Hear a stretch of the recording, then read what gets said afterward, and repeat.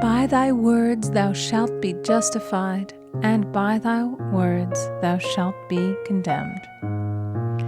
A person knowing the power of the word becomes very careful of his conversation. He has only to watch the reaction of his words to know that they do not return void. Through his spoken word, man is continually making laws for himself. I knew a man who said, "I always miss a car. It invariably pulls out just as I arrive." His daughter said, "I always catch a car. It's sure to come just as I get there." This occurred for years. Each had made a separate law for himself, one of failure, one of success. This is the psychology of superstitions. The horseshoe or rabbit's foot contains no power, but man's spoken word and belief that it will bring him good luck creates expectancy in the subconscious mind and attracts a lucky situation. I find, however, this will not work when a man has advanced spiritually and knows a higher law. One cannot turn back, and one must put away graven images. For example, 2 men in my class had had great success in business for several months, when suddenly everything went to smash. We tried to analyze the situation, and I found, instead of making their affirmations and looking to God for success and prosperity, they had each bought a lucky monkey. And I said, "Oh, I see. You have been trusting in the lucky monkeys instead of God. Put away the lucky monkeys and call on the law of forgiveness, for man has power to forgive or neutralize his mistakes." They decided to throw the lucky monkeys down a coal hole, and all went well again. This does not mean, however, that one should throw away every lucky ornament or horseshoe about the house, but he must recognize that the power back of it is the one and only power, God, and that the object simply gives him a feeling of expectancy. I was with a friend one day who was in deep despair. In crossing the street, she picked up a horseshoe. Immediately, she was filled with joy and hope. She said God had sent her the horseshoe in order to keep up her courage. It was indeed, at that moment, about the only thing that could have registered in her consciousness. Her hope became faith, and she ultimately made a wonderful demonstration. I wish to make the point clear that the men previously mentioned they were depending on the monkeys alone, while this woman recognized the power back of the horseshoe. I know in my own case, it took a long while to get out of a belief that a certain thing brought disappointment. If the thing happened, disappointment invariably followed. I found the only way I could make a change in the subconscious was by asserting, there are not 2 powers, there is only one power, God. Therefore, there are no disappointments, and this means a happy surprise. I noticed a change at once, and happy surprises commenced coming my way. I have a friend who said nothing could induce her to walk under a ladder. I said, "If you are afraid, you are giving into a belief in 2 powers, good and evil, instead of one. As God is absolute, there can be no opposing power unless man makes the false of evil for himself. To show you believe in only one power, God, and that there is no power or reality in evil, walk under the next ladder you see." Soon after, she went to her bank. She wished to open her box in the safety deposit vault, and there stood a ladder on her pathway. It was impossible to reach the box without passing under the ladder. She quailed with fear and turned back. She could not face the lion on her pathway. However, when she reached the street, my words rang in her ears, and she decided to turn and walk under it. It was a big moment in her life, for ladders had held her in bondage for years. She retraced her steps to the vault, and the ladder was no longer there. This so often happens. If one is willing to do a thing that he is afraid to do, he does not have to. It is the law of non-resistance, which is so little understood. Someone has said that courage contains genius and magic. Face a situation fearlessly, and there is no situation to face. It falls away of its own weight. The explanation is that fear attracted the ladder on the woman's pathway, and fearlessness removed it. Thus, the invisible forces are ever working for the man who is always pulling the strings himself, though he does not know it. Owing to the vibratory power of words, whatever man voices, he begins to attract. People who continually speak of disease invariably attract it. After man knows the truth, he cannot be too careful of his words. For example, I have a friend who often says on the phone, "Do come to see me and have a fine old-fashioned chat." This old-fashioned chat means an hour of about 500 to 1,000 destructive words, the principal topics being loss, lack, failure, and sickness. I reply, "No, thank you. I've had enough old-fashioned chats in my life.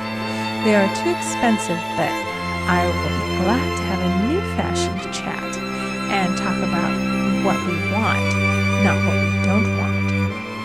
There is an old saying that man only dares to use his words for three purposes: to heal, bless, or prosper. What man says of others will be said of him, and what he wishes for another, he is wishing for himself.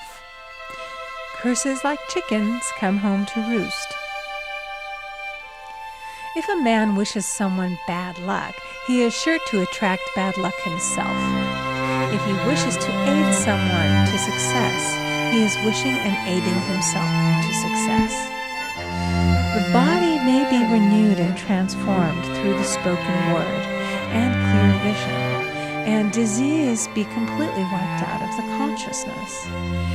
The metaphysician knows that all disease has a mental correspondence, and in order to heal the body, one must first heal the soul.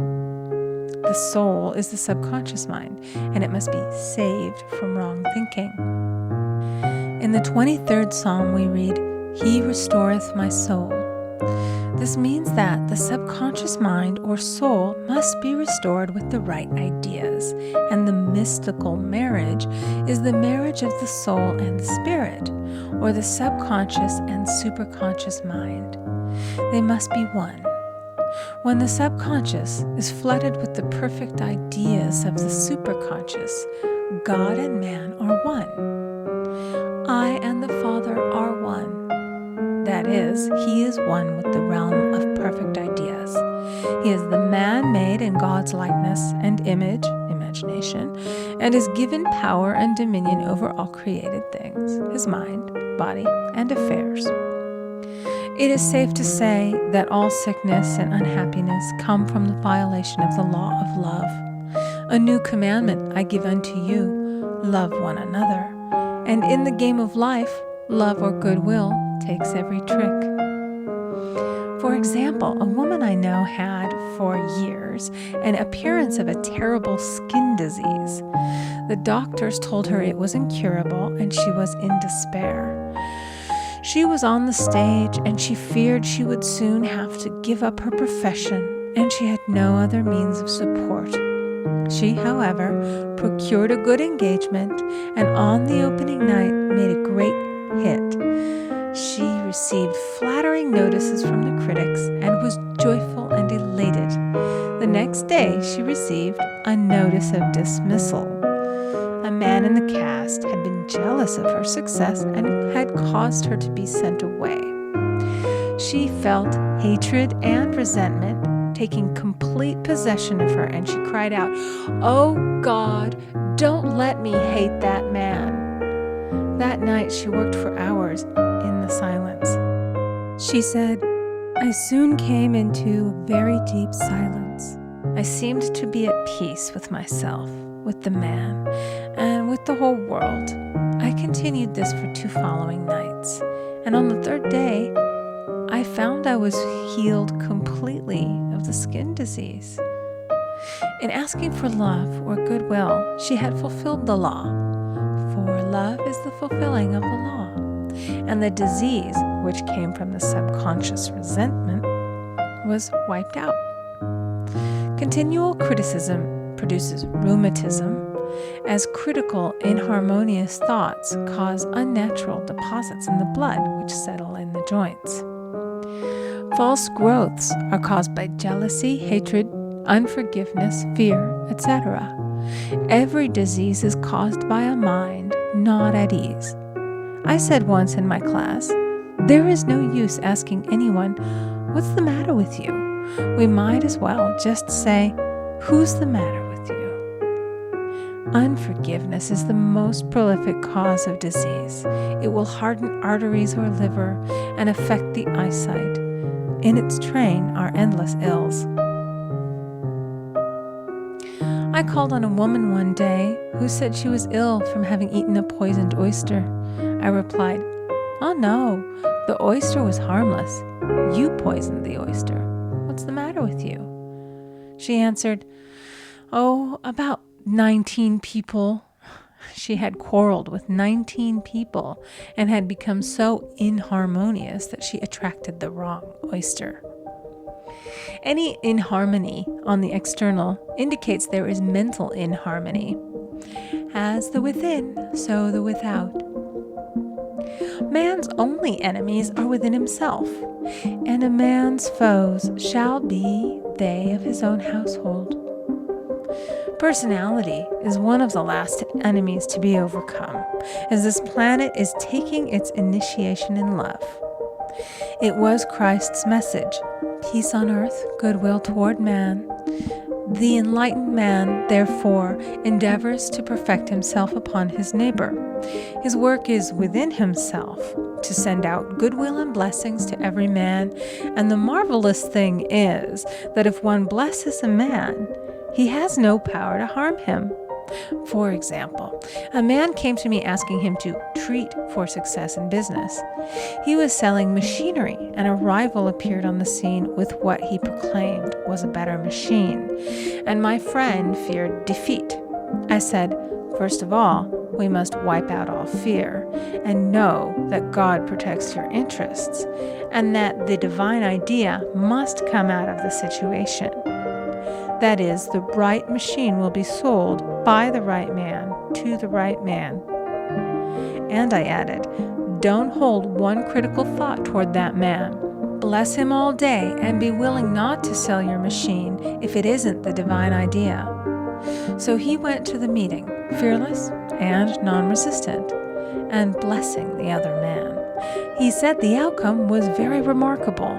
The other man's machine refused to work, and he sold his without the slightest difficulty.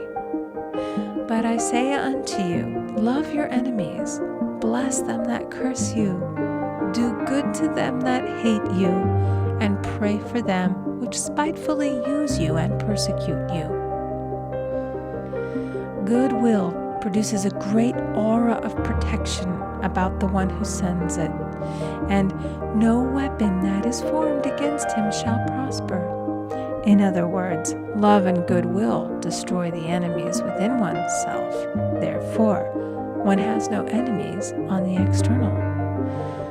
There is peace on earth for him who sends goodwill to man.